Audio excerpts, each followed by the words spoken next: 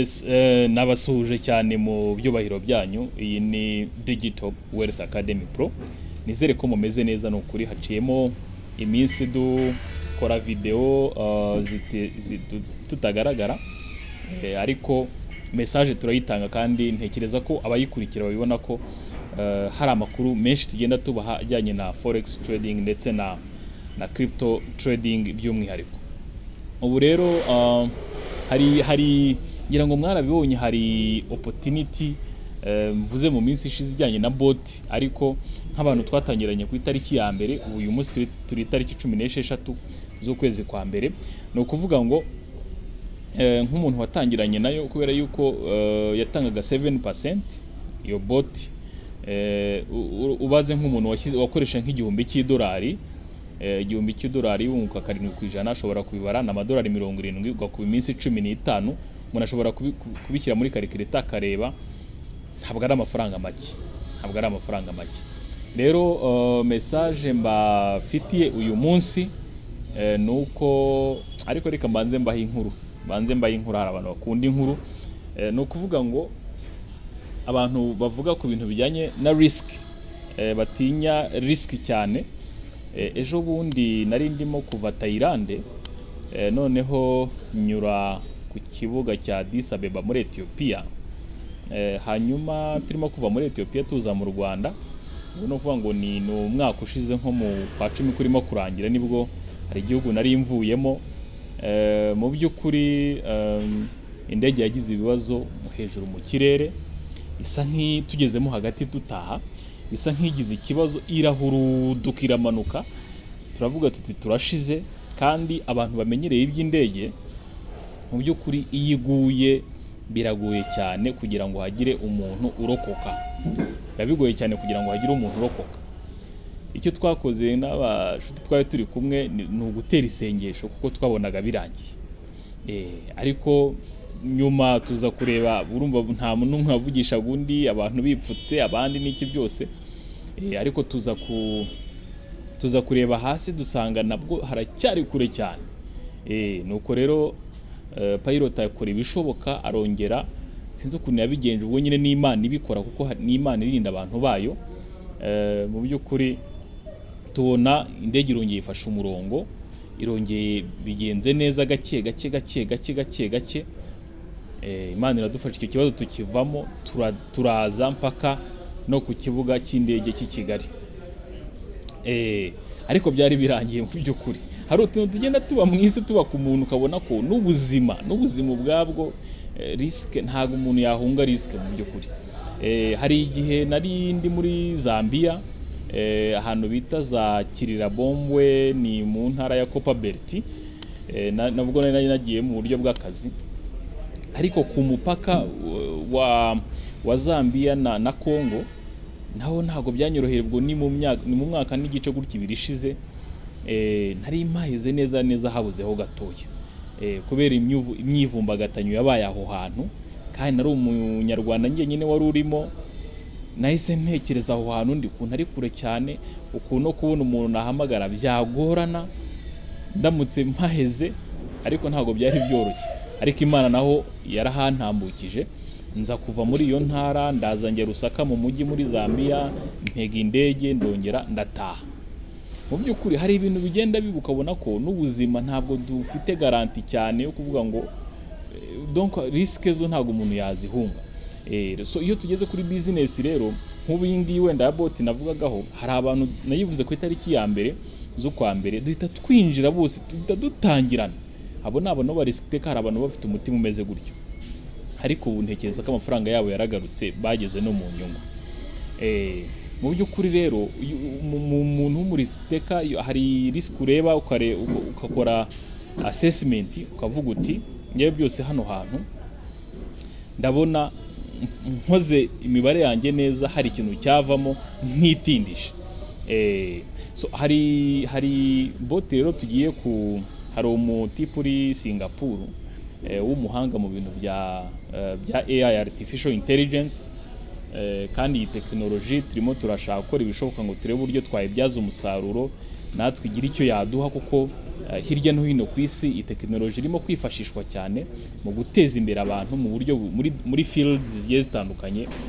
Hanyuma rero abantu bakunda cryptocurrency by'umwihariko ntabwo iki gisata cyasigara, ntabwo ari twebwe twasigara. Ni ukuvuga ngo hari bot turimo kudevelopa, twakoze amatest agiye atandukanye y'iyo bot, turimo turayitestinga. Ni ukuvuga ngo vuba aha ngaha tuzayilauncinga, kandi hazaba harimo amafaranga ya subscription. Umuntu ashobora gutanga subscription y'uwo mwaka. Nagira ngo mbwire abantu rero mutangire mwumve ko hari bot igiye kuza kandi izagira ibyo ihindura. Amafaranga yawe azajya bari kuri Binance. Hari subscription umuntu azajya yishyura ku kwezi, ushobora kuzakoresha wenda amafaranga atari menshi ukayitestinga, wenda nk'amadolari 200 ukareba icyo guhaye mu minsi 10-15, ariko ni bot izahindura byinshi mu bucuruzi bwa cryptocurrency by'umwihariko.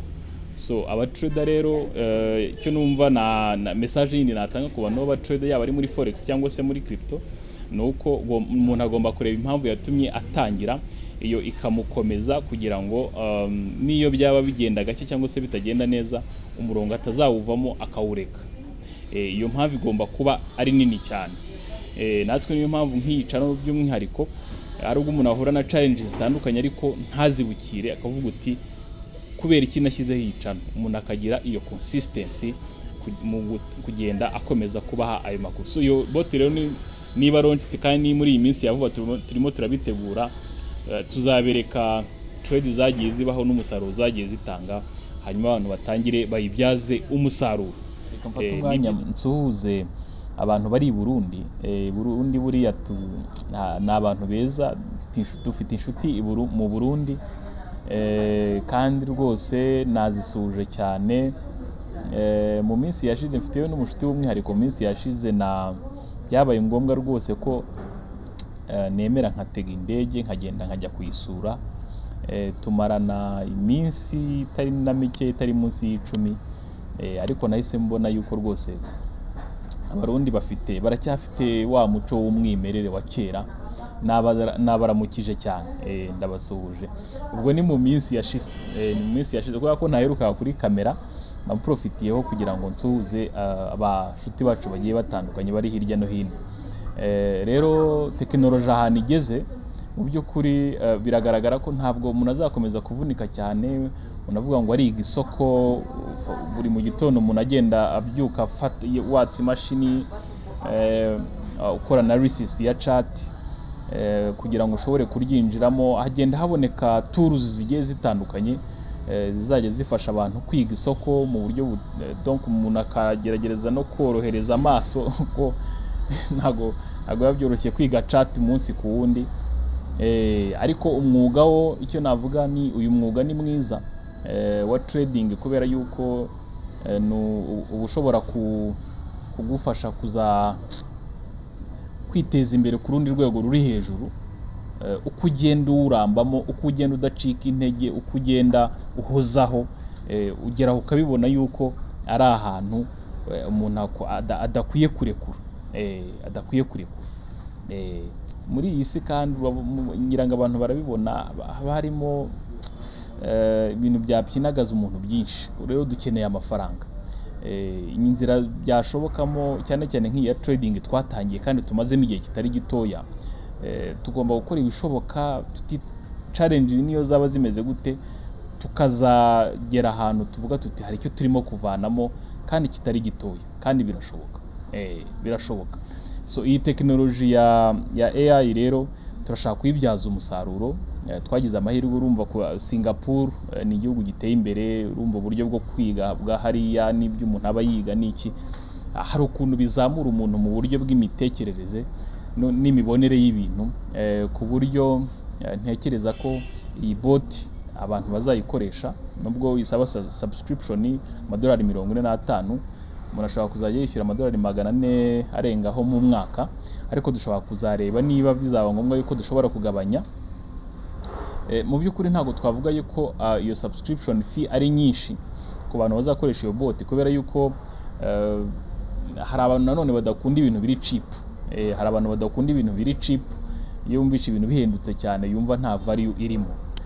So bot rero ni ukuvuga ngo rero ubwo buryo bwa trading muri cryptocurrency dukoresheje iyi tekinoloji ya AI, aho umuntu bitamusaba ko ashyiramo ingufu nyinshi cyane, ahubwo bot imucururiza kandi inyungu akazibona, ku buryo uvuga uti nimba mfiteho wenda igishoro $1,000 mu gihe cy'icyumweru ntabwo mbuze byibura amadolari $150 ndimo gukorera. Ibyo bintu abantu barabikeneye kuko passive income irafasha ku bintu byose umuntu yaba arimo gukora hirya no hino. Umuntu mukavuga ati ngewe ngiye kujya mu bukwe ariko nsize hari amafaranga yanjye mpaye bot, ifite ukuntu mbigenje muri systeme isigaye incururiza, ndaza kuza ndebe mu by'ukuri trades byagenze bite, umusaruro wavuyemo ungana iki. Ari tekinoloji irimo kwifashishwa kugira ngo umusaruro nk'ubu ushobore kuboneka. Ibyo bintu birashoboka ku bantu bagerageje gutembera mu bihugu bitandukanye, barabibona yuko tekinoloji ishobora kwifashishwa muri trading kandi umusaruro ukaboneka. Ntabwo tuzakomeza gukora mu buryo buri manual, ntabwo tubuvanyeho byo kuvuga ngo umuntu abyuke yigira isoko, agera aho yinjirira n'aho asohokera, bya bintu byose dusanzwe tuvuga bya trading plan, trading psychology, risk to reward ratio n'iki byose dusanzwe dusobanura. Hari amavideo menshi tuba twaravuzeho amakuru ajyanye na trading, ariko tekinoloji ya AI nayo igomba kutwunganira. Hahandi iyo umuntu ari bize cyane mu bindi, kuko uko tugenda dukura tugira inshingano zigiye zitandukanye, hari ubwo umuntu ageraho akagira ibintu bimuzitira, ku buryo n'umwanya wa trading utazakomeza kuboneka mu buryo bufatika. Icyo gihe rero tekinoloji ikaba yafasha umuntu, ndavuga iyi artificial intelligence, umuntu akaba yayifashisha kandi umusaruro ukaba waboneka. So nayo makuru rero twagira ngo tubahe abikora trading mu buryo buri manual, nta kurekura, kuko impamvu yatumye dutangira ikwiye kuba ari nini kurusha ikibazo cyose dushobora guhura nacyo mu indani. Abakoresha Profarms, nanjye hari konti ya Profarm ndimo gukoreraho, ni ugukomeza tukagira discipline niyiganza cyane kurusha kubona inyungu nyinshi, kugira ngo ya konti yacu batazayitwambura, ahubwo dushobore kuyikoresha itugeze ku yindi konti iri imbere.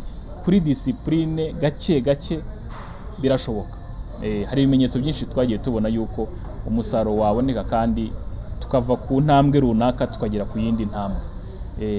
Amafaranga meza natwe aratubereye, niyo mpamvu dugomba gukomeza guhatana paka tugeze kuri level itari ntoya. Rero ni byiza tubifuriza. Asante sana, Imana ibahe umugisha.